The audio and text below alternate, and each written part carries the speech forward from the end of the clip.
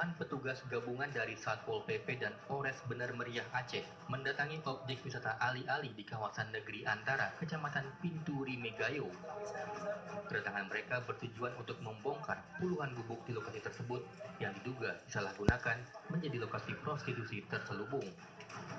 Dipimpin langsung Bupati Bener Meriah, petugas gabungan menggeledah satu persatu gubuk di lokasi itu. Namun tak ada satupun pengunjung yang ditemukan. Petugas kemudian membongkar gubuk-gubuk tersebut dan saat dibongkar, petugas menemukan bekas alat kontrasepsi yang tercecer pada sejumlah gubuk. Dan atas kebersamaan ini kita lakukan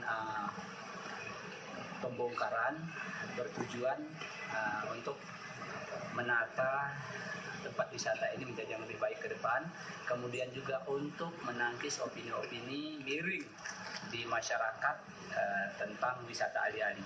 Diakui tidak diakui bahwa Ali-Ali ini walaupun negatifnya dikenal orang, berkat Ali-Ali Bener Meriah dikenal.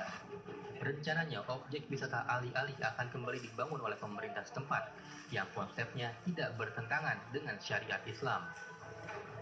Dari Kabupaten Bener Meriah Aceh, Haidir Azhar, Rahmat Rizky, TV One mengabarkan. Petugas kepolisian Pelabuhan Bakauheni